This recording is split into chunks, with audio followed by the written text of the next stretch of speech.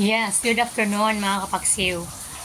Ayan naman ako gusto kong malaman ng lahat at paalala ko rin sa lahat na kapag tayo ay nasa 50 years old na ay kailangan natin maghanda ng ating para sa atin.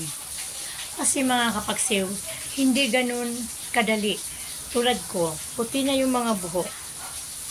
Wala na. Ibig sabihin, paurong na.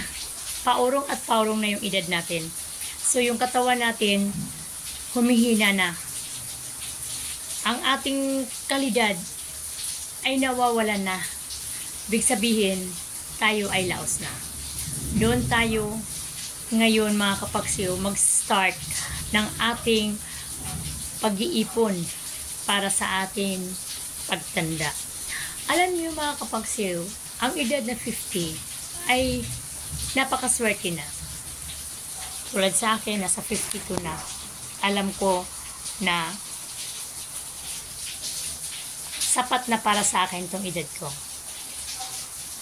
At kailangan ko na rin na magtatabi kahit na piso-piso o 5 piso sa isang araw. Parang tayong pagtanda natin ay hindi tayo mahilong tulad sa iba na nagpapalimos. Kung may mga SS kayo, hulugan nyo. At kung mayroon kayong kahit kunting investment, huwag nyong hayaang mawala sa inyo. Kasi sa pagtanda ninyo, dyan kayo kukuha ng pang-araw-araw nyo. Alam nyo mga kapaksiw, hindi natin masasabi ang ating kalagayan, ang ating panahon, at ang ating katayuan kapag tayo ay matanda na, hindi na tayo aasa kahit kanino pa. Oo, nakakahiya sa mga anak. May mga anak tayo, pero nakakahiya, di ba? Dahil ako, tulad ko, hindi ako umaasa. Minsan, nandun na nga tayo, iniisip natin na tayo ay may mga anak. Pero iba talaga yung may ipon ka. Pagtanda mo kapag wala kang ipon, hindi ko lang alam kung kailangan ka pa. Lalong-lalo na kapag wala ka ng silbi, hindi ko lang alam kung kilalanin ka pa.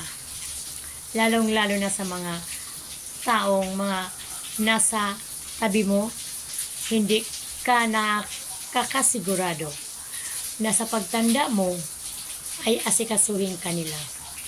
Kaya mga kapaksiw, paalala sa lahat ng kasing edad ko, kailangan na natin magtabi-tabi kahit na piso-piso. Kailangan na natin mamulat kung ano na yung dadating sa buhay natin. Kasi kapag tayo senior na, hindi na tayo makapaghanap buhay ng maayos kasi mahina na tayo. Wala nang tatanggap. Kaya kailangan na natin na magpahinga. Ano ang ating kakainin sa araw-araw? Oo, nandun na tayo, may mga anak tayo. Pero nakakahiya, di ba? Lalong-lalo na may mga asawa. Sobrang hiya na ang nararamdaman ng isang magulang. Kaya mga kapaksiw, kailangan talaga natin, kung maari nga lang kung kaya pa natin mag-invest tayo. Pagdating na ikay matanda na, may pagkukuhanan tayo. Kaya yun talaga ang laman ng isip ko mga kapaksiw. Kaya yung mga taong hindi naman naganda ng sarili nila, wala tayong magagawa. Kasi hindi naman natin pwedeng pilitin kung wala talaga. Kaya yan lang ang paalala ko sa hapong ito. Maraming salamat sa inyo mga kapaksiw. God bless.